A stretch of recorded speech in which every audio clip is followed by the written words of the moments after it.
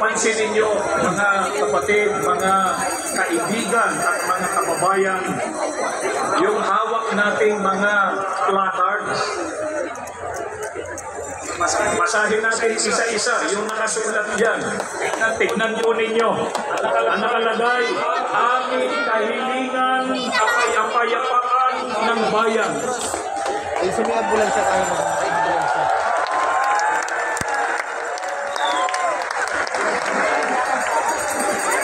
Problema'y lutasin, huwag palakihin.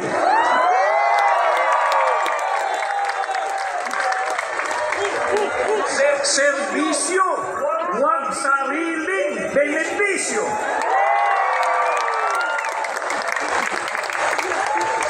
Mamamayan ang unahin, huwag sarili.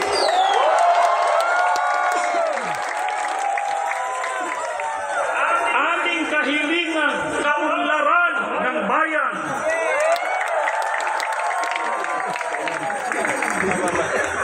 Magkaisa para tumatag ang bansa.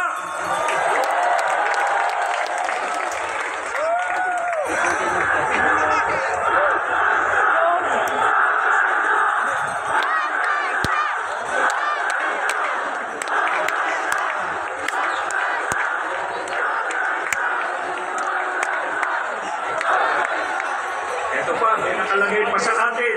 Siyang isinisigaw natin na yan. Magkaisa, huwag mag-isa.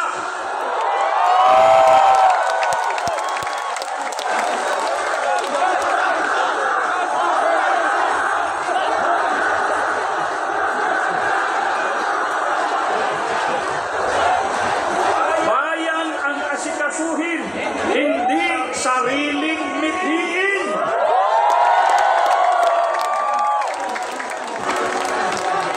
Unahin ang bayan, huwag bangayan.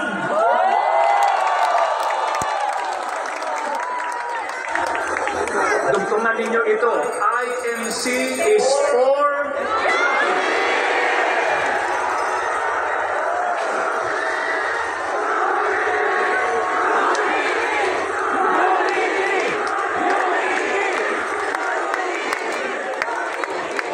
kaya kailangan natin peace in the Philippines.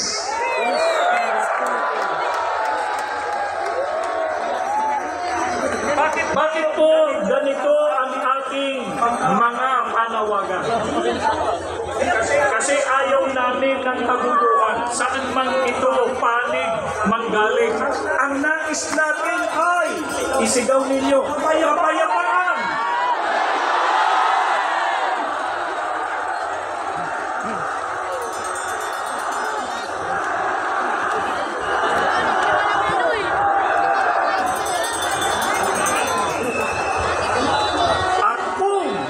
May naging awayan. Hindi po ba ang tama ay pagsikapang malunasan ito at magkasundo alang-alang sa bayan?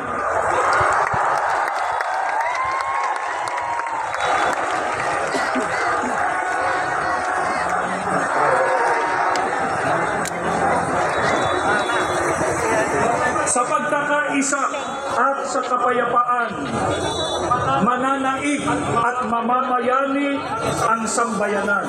Kaya sana maging mabuting halimbawa ang ating mga namumuno sa pamahalaan.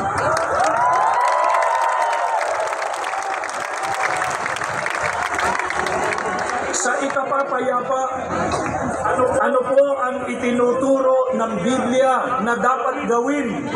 Sa awit 34:14 ay sinasabi, lumayo kayo sa masama at gawin ninyo ang mabuti, pagsikapan ninyong kamtin ang kapayapaan.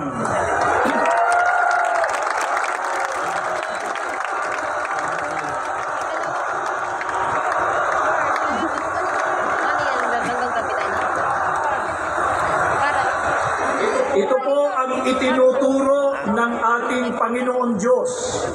Ito po ang dapat nating gawin para kamtan ang kapayapaan, lumayo sa masama, at gawin ang mabuti.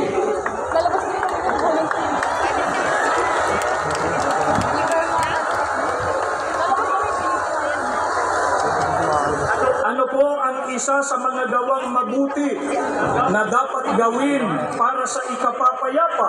Ayon pa rin sa pagtuturo ng Biblia, ipagpauna ng isa't isa ang iba.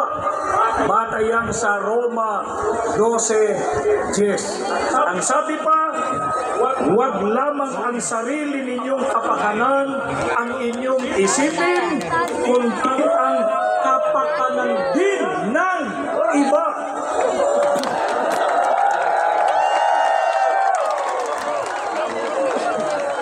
Yan ay nakabatay sa unang Korinto sa 10:24. Kaya para sa kapakanan ng kapwa-tao at mga mamamayan, dapat isang tabi ang mga pansariling kapakanan at mga personal na ambisyon.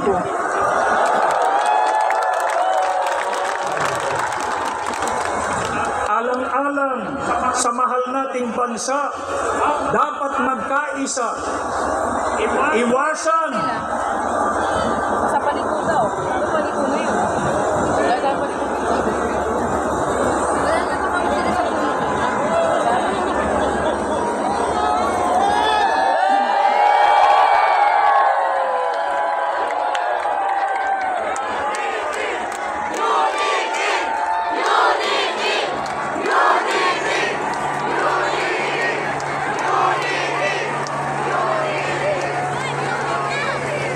alang-alang po sa mahal nating bansa, dapat magkaisa at iwasan ang pagkakabahabahagi at kaduluhan. Bakit po dapat iwasan ng mga leader ng bansa ang pagkakabahabahagi at kaduluhan? Kapag nagkakabahabahagi tayo, ay hindi po maisusulong ang kapayapaan.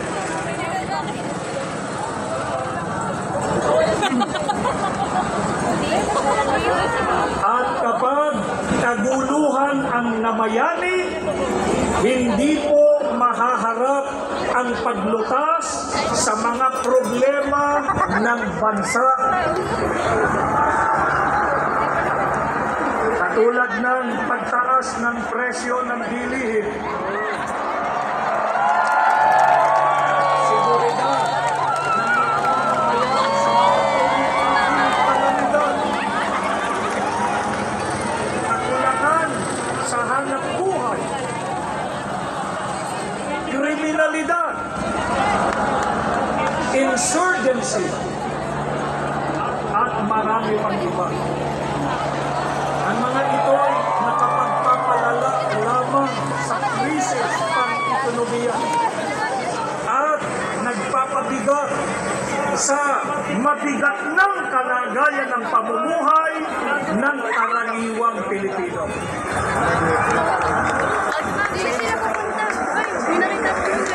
Ito po ang hinihiling natin sa mga namumuno sa pamahalaan na pagkaisahan din nilang pag-ukulan ng matamang atensyon at pagkasikaso.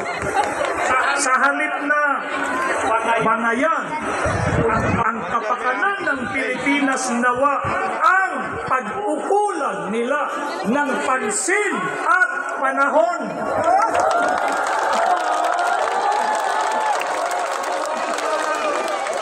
Kaya kahit matapos na itong ating isinasagawa ngayon, nasama-sama at mapayapang pagkilos para sa kapayapaan, ang ating mga panalangin sa Panginoon Diyos ay basbasan niya ang ating bansa ng kapayapaan.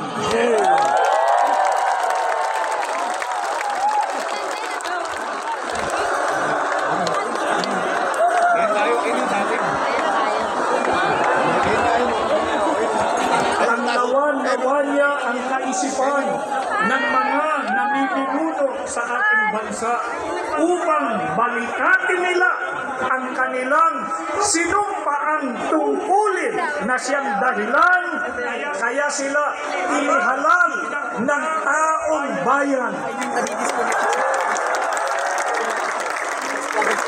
Maraming salamat po sa inyo.